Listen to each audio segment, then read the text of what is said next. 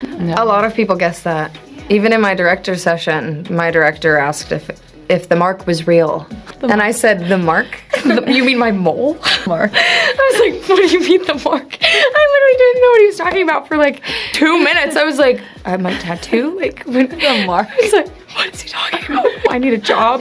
What do I have to say right now? Yeah. And then I got it, and I was like, no, I could never do that because I touched my face. And then she had too to get much. one permanently installed. Have you ever wondered how Wayfair was so sure that it was Stephanie Jones who caused trouble and Leslie Sloan who spread false stories about Justin?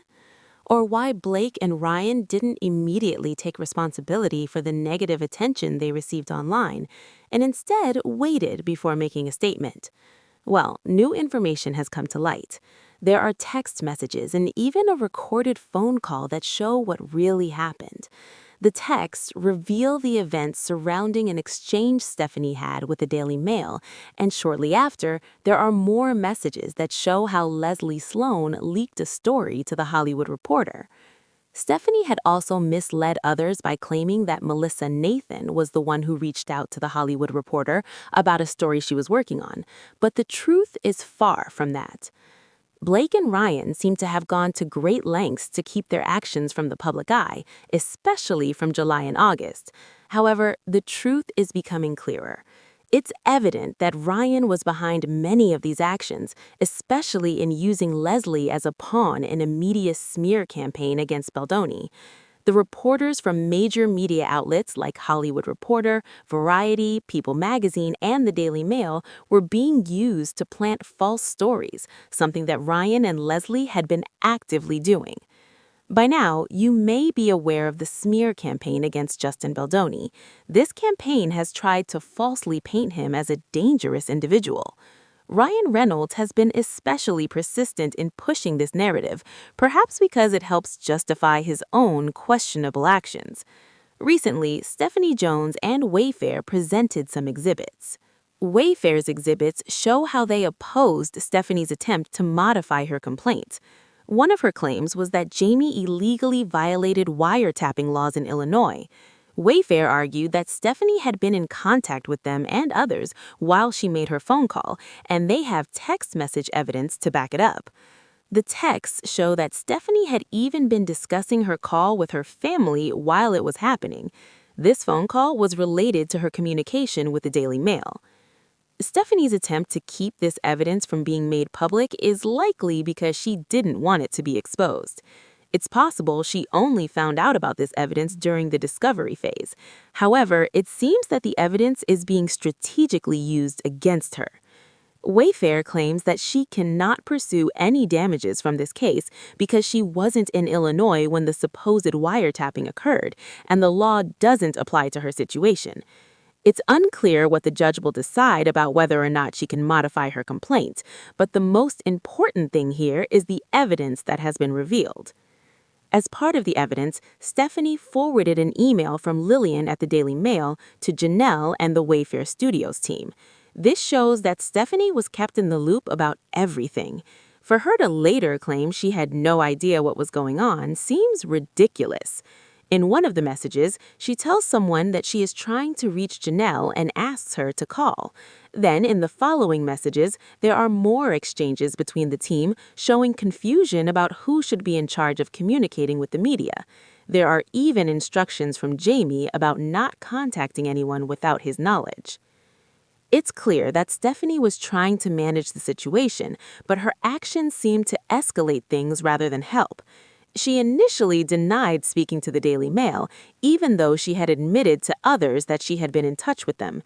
Later, she even questioned who at Sony had spread the information that she had spoken to the Daily Mail. Despite her denials, the evidence paints a different picture, showing a pattern of misleading actions and attempts to cover up the truth. Jamie, on the other hand, was adamant about not wanting anyone to engage with the media and made it clear that all communication needed to go through him. Despite these instructions, Stephanie continued to act in ways that only made the situation more complicated. Stephanie's actions are causing confusion as she denies being involved in certain media communications, even though the evidence shows otherwise. She claims that she has not been in touch with the Daily Mail or anyone else regarding Wayfair and Sony, but the reality is different. She admits to sending emails and playing phone tag with Lillian from the Daily Mail. She even acknowledges that she forwarded an email to Janelle and others just moments after receiving it. Despite her earlier admission, she later insists that she did not contact anyone, contradicting herself in the process.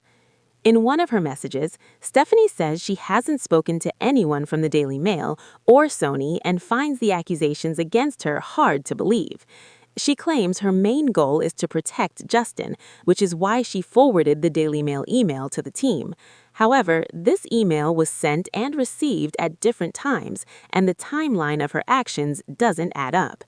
She states that she was going to call them, but later denies doing so. Further complicating matters, Stephanie mentions that Josh Greenstein reached out to her and she gave her permission to contact someone on the team. She also discusses how People magazine reached out but no one responded, and Stephanie confirms that no one from the team had acknowledged the inquiry. This leads to more confusion, as she had previously been in contact with various media outlets but now claims that no one had been in touch. When an article by the Daily Mail gets published, Stephanie reacts by saying it was likely the cause of People magazine's inquiry. She insists that nothing in the article came from an insider and that the quotes were attributed to social media posts sent out earlier by her team. However, this is a contradiction to earlier statements she made, as she had been in touch with the Daily Mail and is now trying to distance herself from the story. In another part of the conversation, it is clear that Stephanie was involved in coordinating media responses. Jen and the team were discussing how Blake's side was also trying to control the narrative. They wanted to keep media responses under control to ensure the story didn't escalate. Meanwhile, Stephanie kept denying her involvement, even though it was clear she was deeply connected to the media communication efforts. The situation continues to get more complicated as Stephanie denies speaking to Daily Mail, but others on the team are aware of her involvement. They even state that Sony and Blake's team were told it was Stephanie who contacted the Daily Mail. Despite this, Stephanie claims that Daily Mail never cited her and that their story was based solely on social media posts that her team had sent out earlier.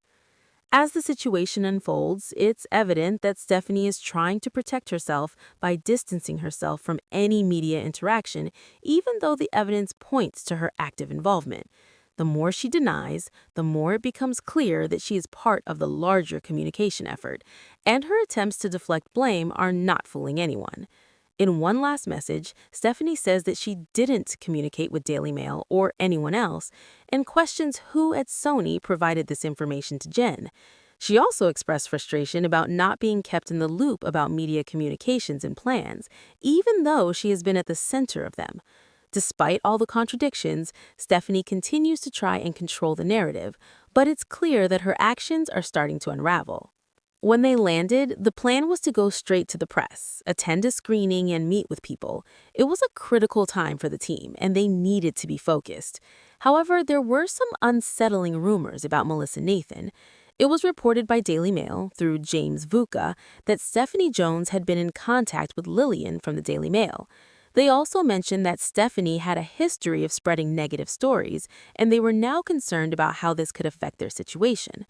While Stephanie initially denied talking to the Daily Mail, Jen had already been informed by others that she had, in fact, responded.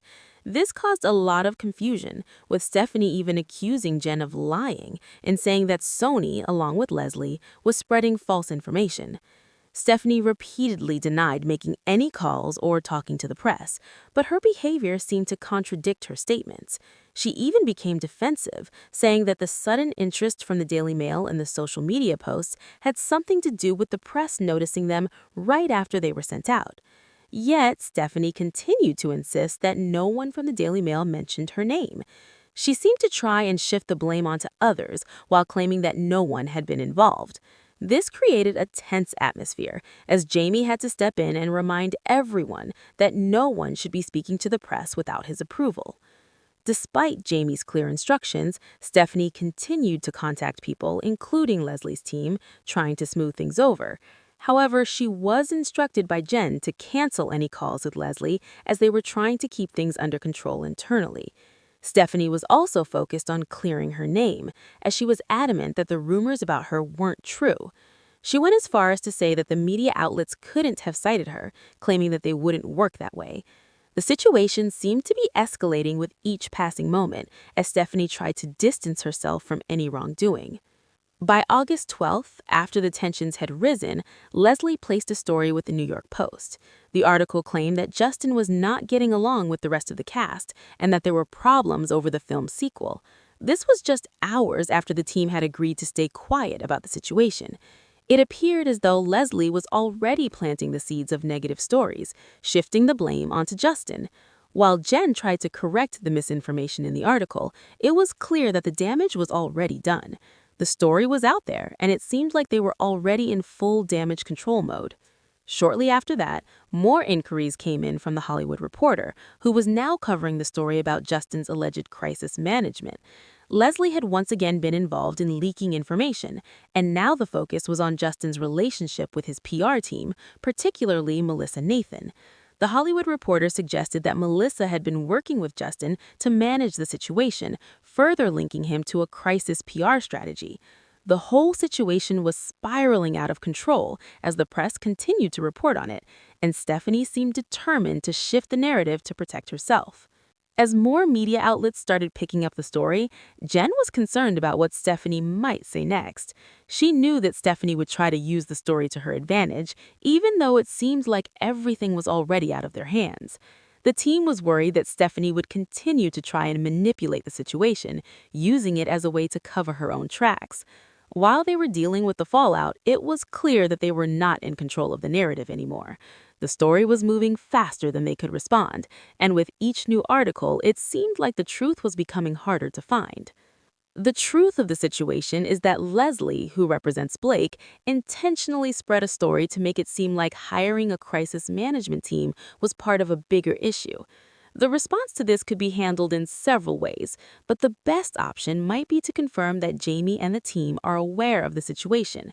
We could also mention that the story about hiring crisis management was simplified to just focus on the fact that they were hired during a difficult time. This whole story was planned from the start. It was also very late, almost 2:30 a.m. where she was when all of this was unfolding. The real problem started when Stephanie, on the ETH, escalated everything by responding to the media. Because of her actions, Leslie went into full damage control mode, planting false stories and making accusations about Justin, trying to portray him as a dangerous person.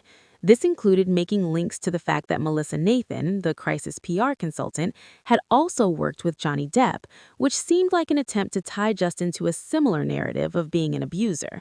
During this time, they received inquiries from multiple media outlets like Entertainment Weekly and the New York Post. Melissa even ended up speaking directly with Leslie. After that, the text messages stopped. No matter what Stephanie and Leslie or Ryan say, the fact remains that Stephanie started all of this. She was the one who spoke to the Daily Mail, then lied about it and tried to blame Jen for things she never did. As a result, everything exploded. Leslie's reaction to this was to go into full damage control mode, trying to turn the situation into a media war. After they refused to release a statement, things quickly spiraled out of control. In less than 12 hours, the focus shifted on attacking Melissa and suggesting that Justin was a sexual predator. Within a short time, several stories were published almost simultaneously by big outlets like the Daily Mail, the Hollywood Reporter, Variety, and People magazine. These articles continued to come out even after the team had said they weren't going to respond. It seemed like the people involved in this were testing the boundaries. After they were told no, they decided to go on the offensive and attack Justin in the press, showing how far they were willing to go to get what they wanted. The whole situation felt like an insane strategy. If you don't get your way, you try to ruin someone's reputation in the media.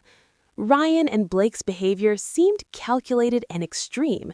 It appeared that they were willing to destroy someone publicly just to prove a point.